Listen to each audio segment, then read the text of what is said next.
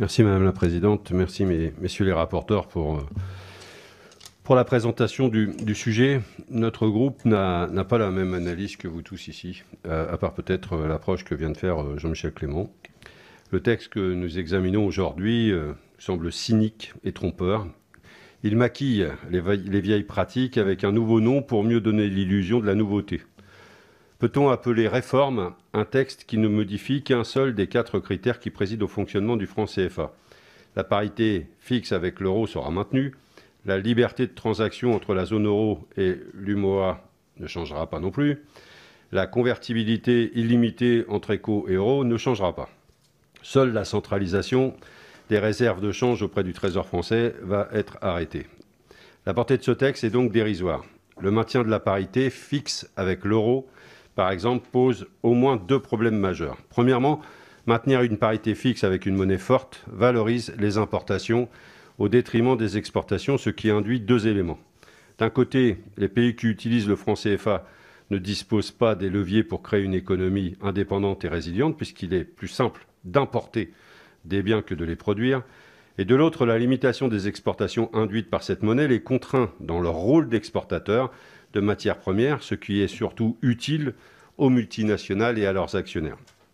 Deuxièmement, la parité avec l'euro oblige à mener une lutte obsessionnelle contre l'inflation. Or, pour limiter l'inflation, il faut limiter l'accès au crédit. Par conséquent, avec des emprunts qui coûtent cher, c'est encore les plus pauvres qui ont les emprunts les plus chers, les entreprises locales ne peuvent pas être compétitives face aux entreprises étrangères bénéficiant de crédits abordables. Et ces entreprises étrangères sont d'autant plus favorisées que l'on maintient la convertibilité illimitée entre l'éco et l'euro, ce qui permet, avec le maintien de la parité fixe, de sécuriser les investissements en euros en amont et les rapatriements des bénéfices dans cette même monnaie en aval. Déversoir de produits manufacturés et réservoir de matières premières, dit l'économiste sénégalais Séraphin Prao. Le projet politique est évident. Macron a dit que le franc CFA était un non-sujet, indiquant par là qu'il n'y avait pas de problème à le réformer. Force est de constater que vous avez fait une non-réforme pour être bien certain de ne pas perdre l'avantage monétaire de la France dans cette zone, voire d'essayer de l'étendre. Il va falloir aller vite avec cet avantage, car cet avantage est menacé. La CEDEAO, la zone économique qui englobe la zone du franc CFA et d'autres pays anglophones, de le poids lourd nigérian à un projet de monnaie unique qui commence à prendre forme.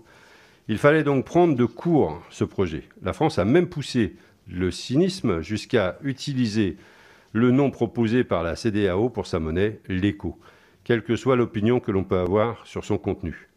Le geste est lourd, trop visible pour que nous acceptions une manœuvre aussi grossière qui prouve bien que nous n'en avons pas terminé avec cette si injuste et insupportable France-Afrique, mais que l'on va rebaptiser, c'est l'objet d'ailleurs peut-être de ce rapport, dans sa version multinationale Afrique.